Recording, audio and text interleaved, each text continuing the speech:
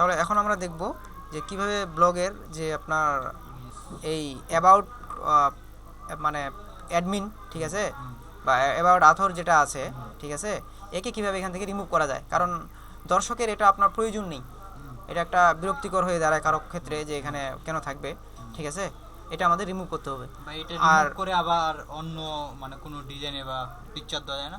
হ্যাঁ, অবশ্যই এটা আপনি অন্য আপনার, তবে এখানে পিকচার দেওয়ার কোনো প্রয়োজন নেই।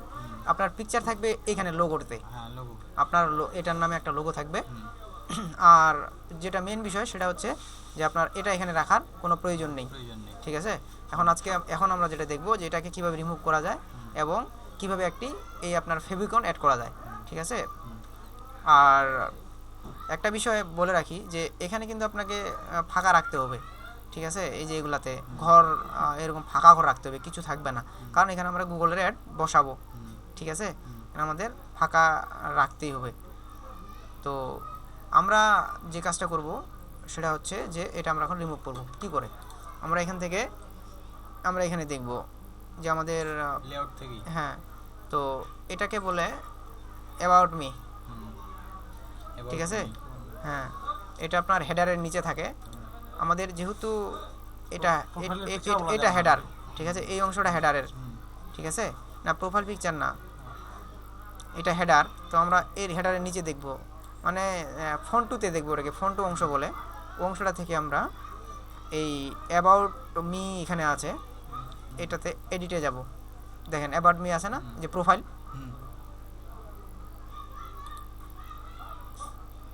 এখানে ক্লিক করলে এই শো অ্যাবাউট মি, এখান থেকে আমরা যদি চাই মানে এটা নাও দেখাতে পারি, কিন্তু আমরা এটা রিমুভ করে দেবো, এটা আমার প্রয়োজন নেই। আমরা রিমুভে ক্লিক করব, ওকে দেব, ডিলিটিং হচ্ছে এখানে। তো ডিলিট হয়ে গেলে এটা অটোমেটিকলি এখান থেকে চলে যাবে এই উইন্ডোটা, ঠিক আছে। এখন আমরা সেভ করব, এখানে সেভ করলে যদি আমরা ভিউ ব্লক করি তাহলে আমরা দেখতে পারবো যে ওইটা আর নেই, এখান থেকে চলে যাবে ওটা।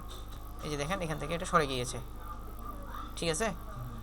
এখন আমরা চাইলে এখানে একটা যদি আমরা রানিং টেক্সট যুক্ত করতে চাই, আমরা যুক্ত করতে পারবো, ঠিক আছে। বোঝা গেছে তো নাকি যে কীভাবে ডিলিট করে। এখন যে জিনিসটা দেখাবো আপনাদের সেটা হচ্ছে যে ফেভিকন, ঠিক আছে। এখানে একটা অংশ দেখেন, এখানে একটা ফেভিকন আছে, ঠিক আছে। এই ফেভিকনে ক্লিক করলে আমরা যে জিনিসটা দেখতে পাবো যে আমাদের এখানে লেখা আছে যে চুজ। আমরা হাকাও তো চুজ করে করতে পারি না, এখানে চুজ করার আগে আমাদেরকে চুজ করতে হবে যে আমাদের ফেভিকনটা কী ধরনের হবে। আমাদের ফেভিকনটা হবে এখানে বি আছে, মানে ব্লগার, কিন্তু আমাদের এখানে টাইপ করতে হবে কি এম অথবা এমবি, ঠিক আছে। এখন ফেভিকন আমরা কোথায় পাবো বা ফেভিকন কীরকম, ঠিক আছে, কোথা থেকে তৈরি করে, কত সাইজ থাকে এটার, এই বিষয়ে আমাদের আগে জানতে হবে, ঠিক আছে। তারপর আমরা ফেভিকন সেট আপ করতে পারবো। তো আমরা এটা পরবর্তী এরপরের টিউটোরিয়ালে দেখাবো, ঠিক আছে, বা এরপরে আপনাদের দেখাবো যে কীভাবে একটা ফেভিকন ব্লগে সেট আপ দেয়, ঠিক আছে।